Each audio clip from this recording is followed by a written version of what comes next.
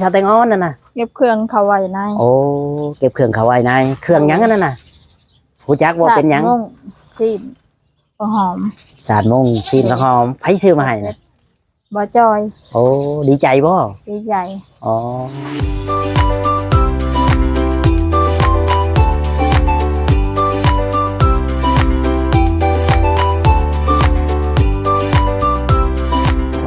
สบายดีพ่อแม่พี่น้อง FC ที่หักแพงบ่ว่า FC ฝั่งลาวฝั่งไทยแล้วก็ต่างประเทศนำพี่น้องเนาะวันนี้บ่จอยก็ได้มาหาสาวไต้หวันก็มีของมาฝากมาต้อนเพิ่นพี่น้องเนาะเป็นซีนแล้วก็เป็นอย่างหลายๆอย่างเป็นฉาดเป็นมุ้งอะไรพี่น้องเนาะไปเบิ่งไปชมนำกันบ่สักษาเสียเวลาพี่น้องเอ้ยทางพี่น้องฉาดอันนี้ก็มุ้งพี่น้องมาใกล้ๆพันนี้พี่น้องสบายดีเด้อโอเคพี่น้องเอ้ยมื้อนี้ก็ได้ซื้อของมาฝากชาวไต้หวันซีน1 กิโลพี่น้องเอ้ยจับเบิ่งดูชาวไต้หวันหลายบ่ปาดเฮ็ดได้กินนี่ได้ซีนเลยชาวไต้หวันนะจางแห้งจางแห้งนี่ก็ซื้อสุดลาบมาให้กินลาบกินบ่เป็นบ่นี่เป็นเคยกินอยู่บ่นี่บ่เคยกินโดยบ่ได้กินแต่หึงอ๋อลาบสู่กันกินเด้อซื้อมานะโดยให้คอยกินน้ำอยู่บ่นี่กินนั่นว่าซื้อมาให้แต่บ่ให้กินให้กินเด้แล้วก็ซื้อพวกผักมาพริกกินยันเจ้าบ่ได้ขัวนะผักของสุดลาบเจ้าอยากได้มุ้งบ่โดยว้าโธ่เจ้าว่าคอยซื้อเท่าไหร่นี่ก็แล้วบ่เคยจะฮู้จักบ่ราคามันบ่จักบ่เคยซื้อราคามันเกือบ400 350ของไทยนี่ผมไปซื้อของเวียดของจีนเนี่ยดีใจบ่ดีใจได้แล้วก็มีชาติกับชาติของไทยปูนอนไหนโมเมนต์สิเอาไปเก็บไว้เด้ซื้อให้ได้สิปูหรือสิเก็บปูขันเก็บข่อยบ่ให้ข่อยสิเอาเองปูนอนเจ้าว่าพื้นเท่าไหร่นี่เจ้าฮู้จักบ่บ่จักบ่เคยซื้อเจ้าไปถามใครก็ได้ว่าเท่าไหร่อย่าไปขายเนี่ยเอาให้นะเป็นสิขายสิปูนี่แหละข่อยมาเบิ่งบ่เห็นนี่ข่อยให้ข่อยซื้อให้บ่เสียไปขายคนบ่แพงจะได้วางนี่วางแล้วเขาสิจับซีดมันดูกับมุ้งแล้วก็สาดเอาวางขาจังเดี๋ยวจับยกขึ้น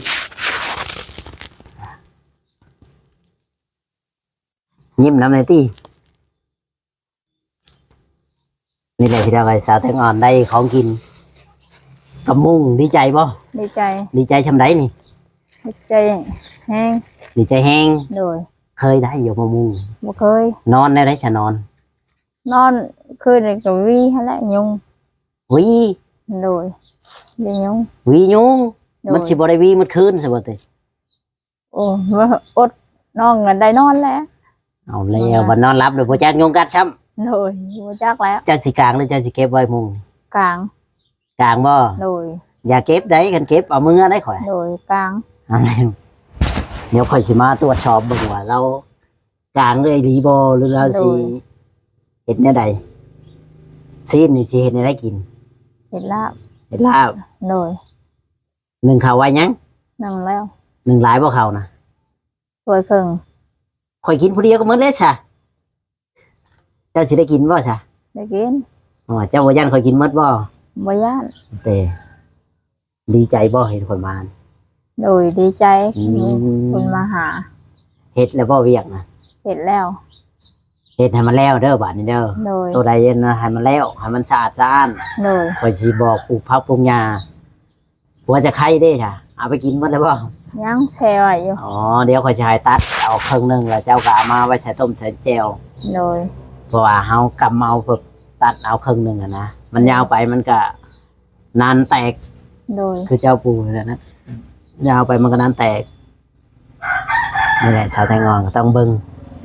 สิกินกับไผแน่ลาบซีนนี่กินกับไปก็ไม่เท่ากินก็ไม่เท่าบ่โดยให้ไผลาบนี่เจ้าลาบเองบ่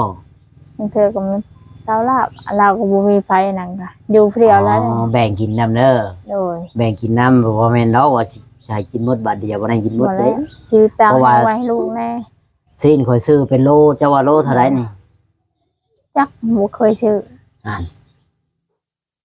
แสนกูว่าเกือบ200,000น่ะ สิปิ้งไว้ให้ลูก แสน แน่ แปดเด้อรวมทั้งพักทั้งยาได้บ่แม่นแต่ว่าแต่ซีนอย่างนี้รวมทั้งพักทั้งยา180,000ซื้อมาเจ้าทั้งหมดพริกแห้งเจ้าว่าข่อยใจดีบ่นี่หรือว่าข่อยให้ บ่ได้ให้ เจ้าย่านข่อยให้หรือบ่ บ่ได้ย่าน บ่ย่านอีกหอยบ่ข่อยให้อย่างนี้เห็นไหมจ้ะ ให้ก็ให้แหละเคยเห็น เจ้าบ่เฮ็ดข่อยให้เจ้าสิเฮ็ดในได้บัดนี้ ไปสิเห็นให้หายนะ คันเจ้าบ่เฮ็ดให้ก็ดีให้เจ้าเสียหญ้าเสียโยงคือข่อยบอกอ่ะแล้ว โดย เก็บกวาดเฮือนชานถ้วยบวงเก็บ ให้มันสะอาดสะอ้านบ่แม่นสิกินแล้วทิ่มไปทั่วทิพย์ทั่วแดนเด้เพิ่นเบิ่งแล้วเพิ่นบ่อันนั้นเพิ่นก็บ่มัก โดย ผู้ใหญ่เพิ่นก็ได้คนที่เขาหักเพิ่นหักเจ้าก็มีคือผู้ใหญ่น่ะเพิ่นอยากให้เจ้าเฮ็ดสะอาดสะอ้านเฮือนชานเจ้าให้แปลน โดย บ่แม่นสิเห็นมันหกเด้หกบ่เอาเด้คันหกข่อยบ่มาหาผู้ใหญ่เพิ่นก็บ่แพ้บ่มักกันเฮือนหกบ่อนอยู่บ่อนเช่าเจ้าของหกเฮือนไปเฮือนเจ้าของนี่แหล้วเฮ็ดเอาแนวใดมันสิแปลนมันสิสะอาดสะอ้านเฮ็ดเอาเฮ็ดได้แล้ววะ ได้ ได้รับปากแล้วต้องเฮ็ดได้เด้ โดย ถ้าบ่ได้นี่ไม่เสียใส่ นี่แหละข่อยก็ต้องอยากให้เจ้าเฮ็ดเฮือนของเจ้าเองบ่แม่นว่าเฮือนข่อยดอก โดย เฮือนเจ้าแต่ข่อยอยากให้มันแปลนอยากให้เจ้ามีอยู่มีกินคือบ้านคือเมืองเพิ่นเจ้ารับปากข่อยได้บ่ล่ะ ได้ รับปากแล้วต้องเฮ็ดรับปากแล้วเฮ็ดบ่ได้เฮ็ดได้ได เห็นได้เคยเห็นมีเวียก ได้บ่แม่นสิว่าน้อยเดียวอย่าเลยเด้บ่เฮ็ด อย่างน้อยก็ครึ่งวัน โดย บ่แม่นแป๊บเดียวอย่าเลยห่วยมาบือบอลเดียวนั่นยังคือเก่าบ่เอาเด้อบาด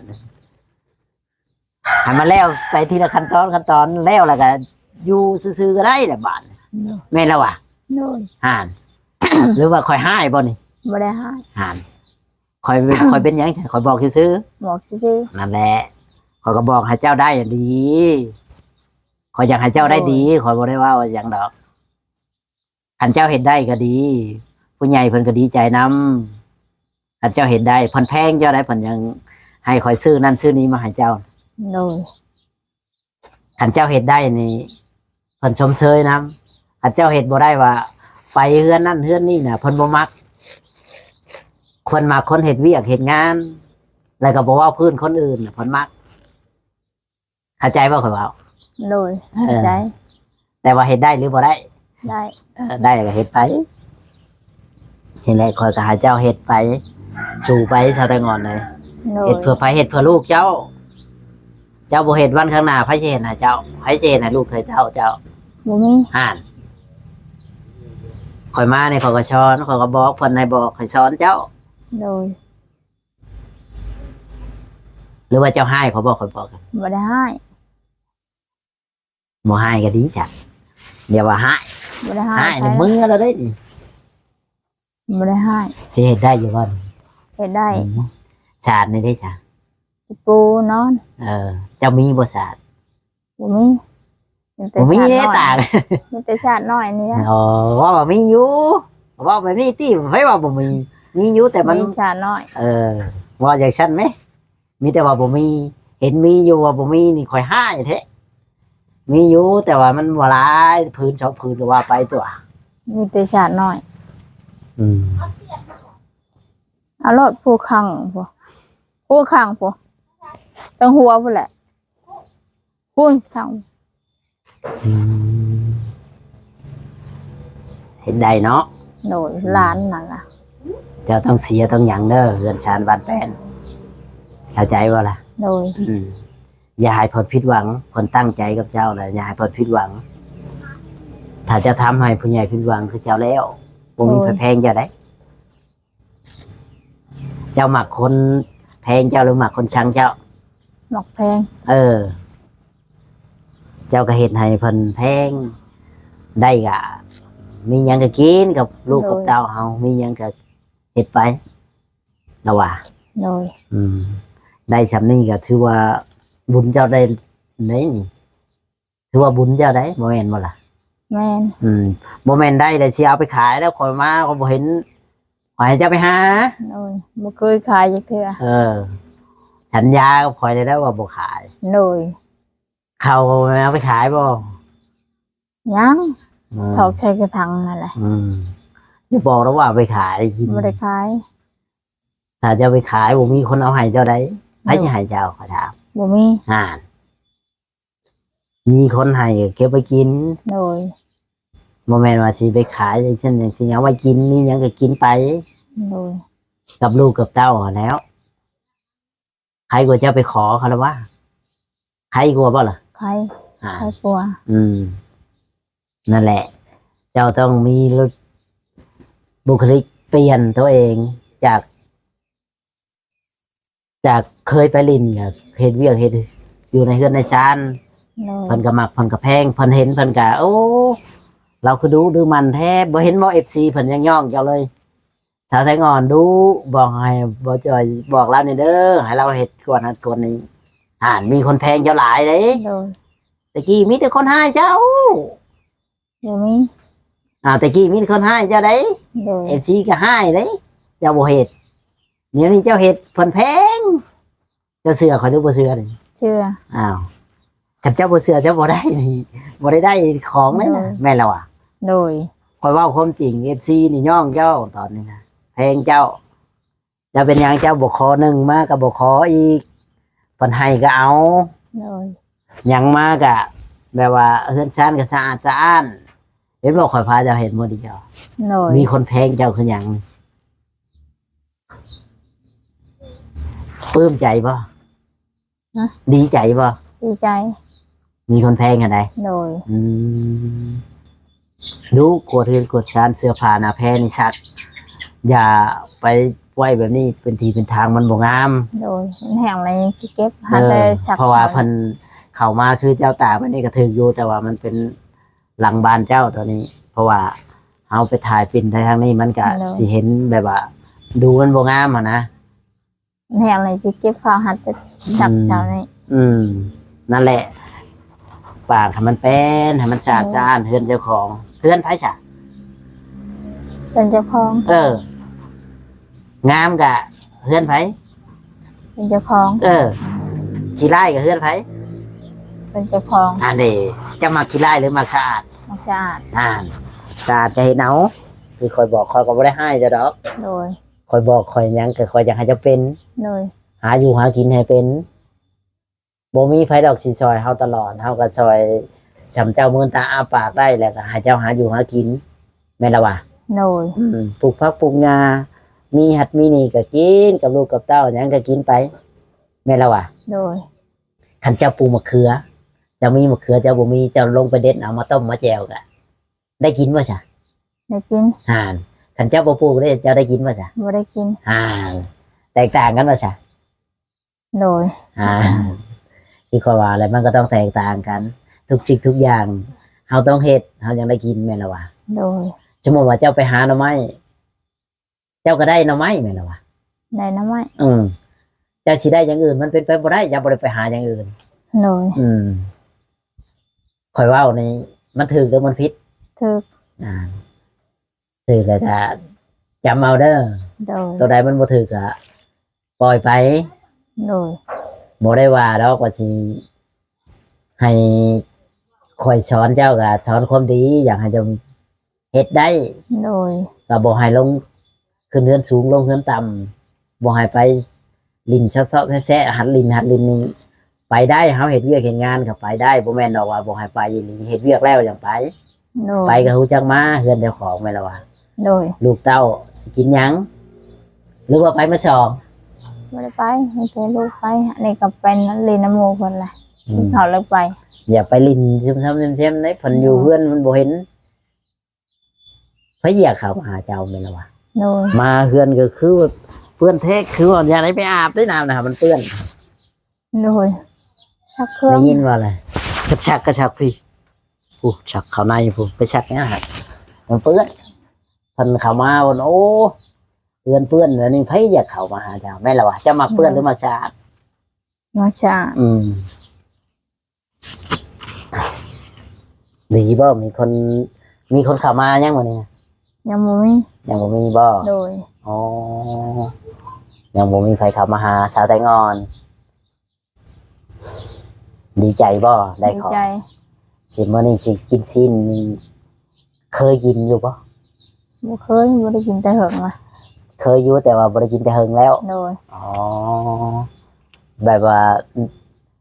จะลืมเนาะ ว่าลืม ซีนนี่โอ้ยของสุดยอดเลยเด้นี่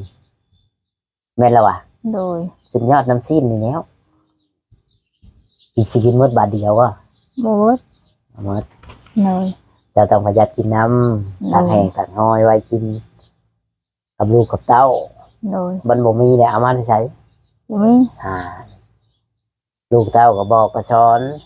อ โด ย่าย ไปซับซ้ำๆไปเฮือนหมู่ลงเฮือนโต ของผลหายเฮ็ดจังได๋จ้ะเจ้ามีเงินบ่เจ้าบ่ได้เอา แต่คนอื่นเอาเจ้าไปคืนเงินเขาก็เป็นโทษอีก โดย แม่นบ่ข่อยเว้า แม่น ตัวใดมันบ่แม่นก็อย่าพังข่อยเด้ โดย ข่อยสอนความดีหรือสอนความชั่ว คนดี มุ้งนี่ก็กลางงามได้มุ้งนี่มีแบบมุ้งมีหลังคา มีลายดอกไม้อีกโอ้หามาได้ใช้นี่ให้เห็ดให้ได้เลย บ่มี คนได้ยินเจ้าว่าอยากได้คนจัดให้ โดยยัง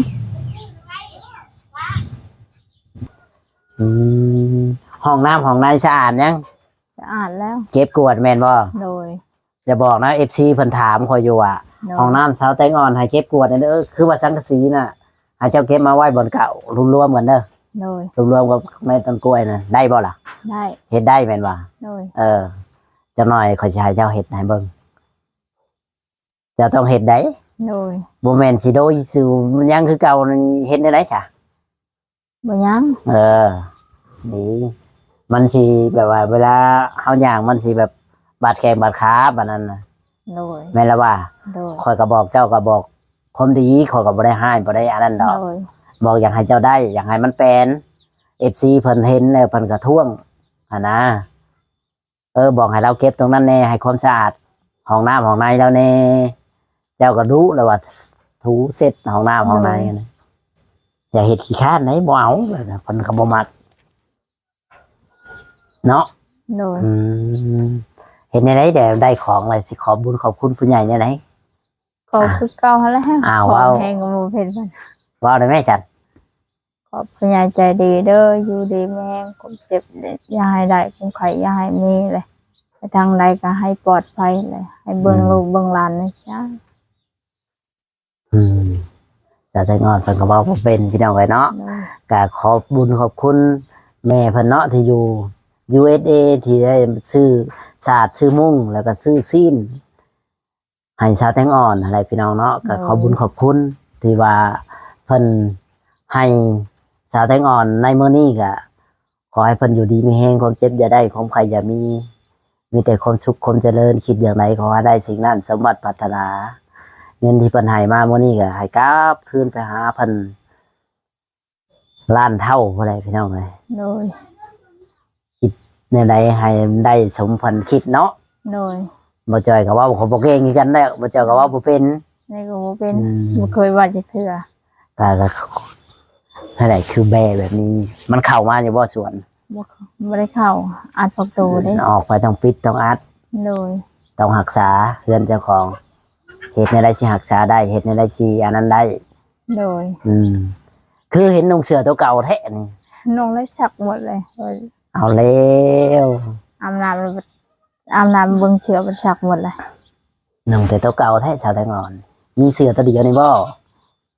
มีลายโต๊ะให้สักหมดเลย สักหมดแล้ว โดย อืมนี่แหละมันแดดแหละซักเก็บกวาดทำให้สะอาดถ้วยบวงเลยก็เก็บเป็นทีเป็นทาง โดย โมเมนต์สิว่าสิทิมมั่วตัวมันบ่งามหูจักอยู่แล้วว่ามันบ่งาม รู้จัก คือคอยเว่าแหล้ว จังน้อยก็หายใจบ่จอยสิหายใจไปเก็บอันนั้นสิไปถ่ายตอนเจ้าเก็บอันนั้น โดย ให้พ่อแม่พี่น้อง FC เบิ่งว่าชาวแตงอ่อนนี่เก็บอีหลีบ่สิเฮ็ดอีหลีบ่หรือว่าเราหลับปากบ่จอยซื่อๆเฮ็ดได้บ่ ได้ อ่านี่แหละพี่น้องเนาะก็เบิ่งเพิ่นก็เสียหญ้านี่แหละน้อยเดียวนี่พี่น้องเฮาผู้เสียไปเรื่อยๆค่อยเสียค่อยถากไป แต่ว่าเฮาก็คือเคียงน่ะเก็บไว้พุ่นเด้อเตียง โดย ทิ่มแบบนั้นมันบ่งาม น้องอ้อยเอามาแต่ห้องน้ำแล้วไปปะไว้หั่น เฮ็ดแบบนั้นมันเพิ่นเบิ่งเพิ่นก็บ่งามเด้เพิ่นเห็นแม่นแล้วว่ะ โดย เด้อว่ามันงามบ่เจ้าว่ะ บ่งาม โอเคเนาะคลิปนี้ก็สิบ่มีหยังหลายพบพ่อกับคลิปต่อไปเด้อพ่อแม่พี่น้อง FC ที่รักแพงทุกท่านทุกคนขอบคุณผู้ใหญ่ใจดีที่ว่าแม่หักอยู่ต่างประเทศนั่นแหละแม่หักบ่จอยเนาะก็ขอให้เพิ่นอยู่ดีมีแฮงความเจ็บอย่าได้ความใครอย่ามีเด้อมีแต่ความสุขความเจริญเด้อแม่เด้อสวัสดีและสบายดีสาวแตงอ่อน